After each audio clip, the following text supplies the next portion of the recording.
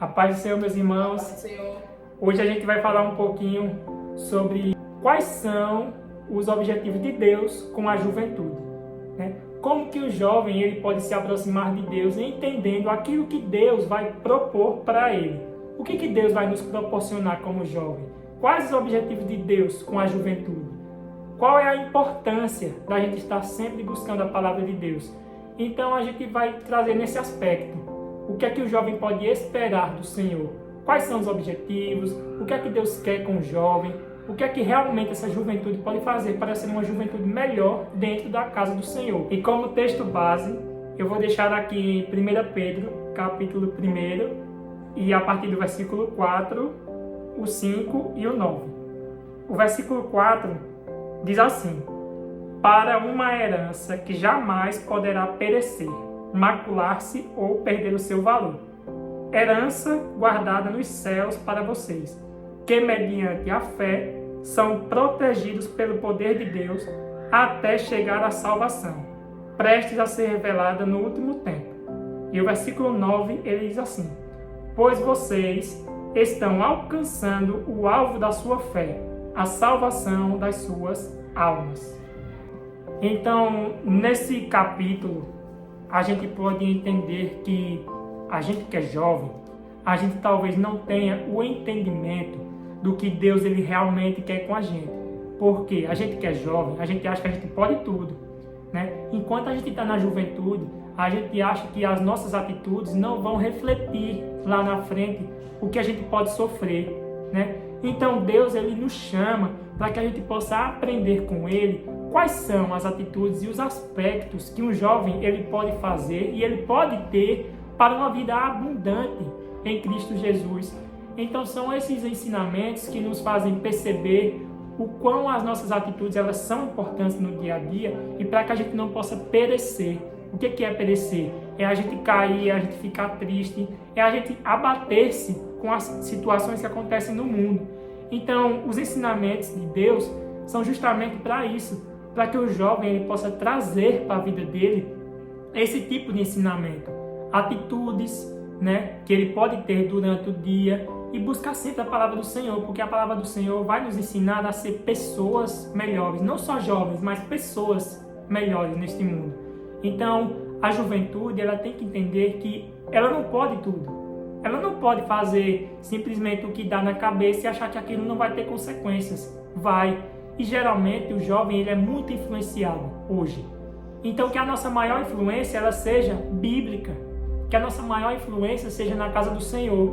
Para quê? Para que a gente possa abrir os caminhos e para que Deus possa nos mostrar esses caminhos através da palavra dele. Deus tem com o propósito que Deus tem para a vida do jovem. Então é muito importante que o jovem entenda esse aspecto. Paz do Senhor a todos.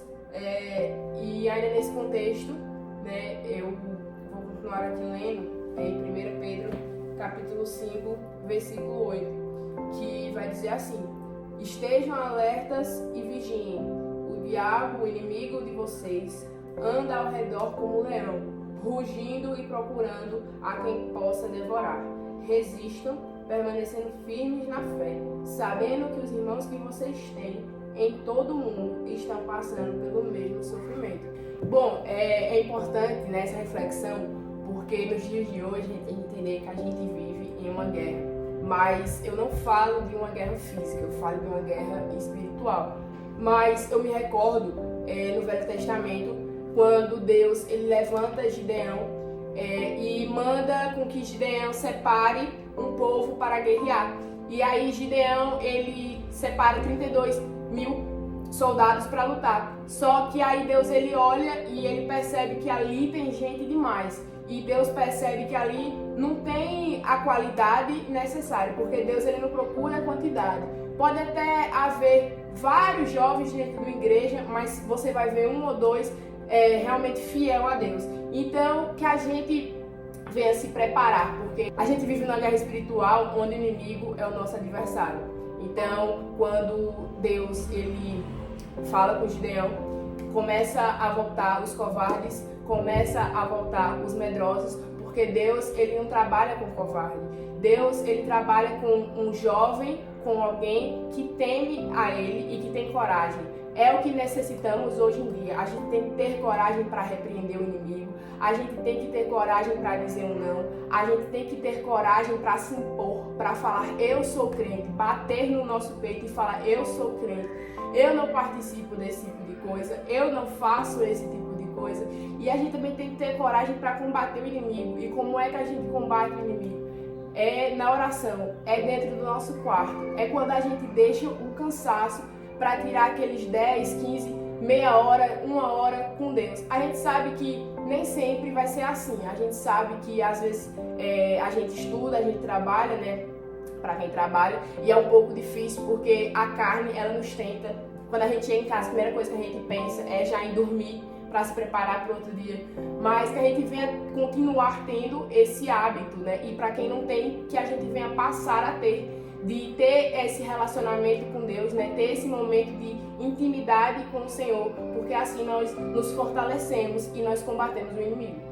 E só aproveitando aqui, em Eclesiastes, capítulo 3, ele vai nos dizer que há um tempo certo para todas as coisas. Então, dito isso, a gente sempre tem que entender que sempre temos um tempo para estar vendo a palavra de Deus, para estar lendo, para estar orando. A gente sempre vai ter um tempo. Mas qual a nossa prioridade, né, como jovem? Qual que é? Porque é muito fácil, o inimigo ele vai nos atrair justamente para isso. Para quê? Para que a gente possa ser atraído para o mundo, para que ele possa nos derrubar lá na frente. E isso não é interessante, né? O jovem ele tem que entender que Deus ele quer aquele jovem para que ele possa ser um jovem abundante, né? Que tenha uma vida abundante, que tenha princípios legais, né? Como jovem, que Deus ele vai abençoar tanto a vida daquele jovem, ele não vai sentir que está faltando para ele alguma coisa, porque Deus já vai ser o suficiente. Então isso é muito importante, a gente estar sempre presente na casa de Deus e a gente buscar entender o que é que Deus quer com a gente. Porque da mesma forma que Deus quer algo com a gente, e esse algo é bom, o inimigo também quer, né? O inimigo, o que é que ele quer? Ele quer as nossas almas. Nossas almas para quê? Para perecer. E Deus ele quer as nossas almas para ter a salvação, né? Para que não nos possa faltar nada. Então é muito importante a gente ter esse entendimento, né? Da mesma forma que Deus ele quer uma vida abundante, uma vida muito grande para a gente, o inimigo ele também quer. E o inimigo ele vai nos oferecer aquilo que ele sabe que o jovem gosta, né? Então é muito fácil para o inimigo ele buscar aquele jovem. É muito mais fácil ele buscar um jovem do que uma pessoa que já está há vários anos na igreja, uma pessoa mais adulta, uma pessoa já mais firmada na fé. Então é muito mais fácil para o inimigo, ele, como Giovana falou aqui, o inimigo ele está nos rodeando como um leão, né? Buscando como uma presa. Então o que é que o jovem quer ser? Ele quer ser essa presa ou ele quer ser alguém que o inimigo fale assim, com esse daí eu não mexo. Por quê? Porque Deus está presente. Então que a gente possa estar sempre tendo essa visão, que o inimigo ele vai querer nos tragar. Então Deus ele quer nos tirar da garra do inimigo. Então é muito importante a gente ter esse entendimento. E para finalizarmos, eu encerrarei aqui com um versículo, né, de reflexão para vocês. Completando aqui, né, em 1 Pedro capítulo 5 e versículo 10, que vai dizer assim: o Deus de toda graça que os chamou para a glória eterna de Jesus Cristo, depois de terem sofrido durante um pouco de tempo, os restaurará, os confirmará, lhe dará forças e o porá sobre firmes alicerces. E através dessa reflexão, né, desse versículo, a gente vê, né, a promessa que Deus nos deixa, né?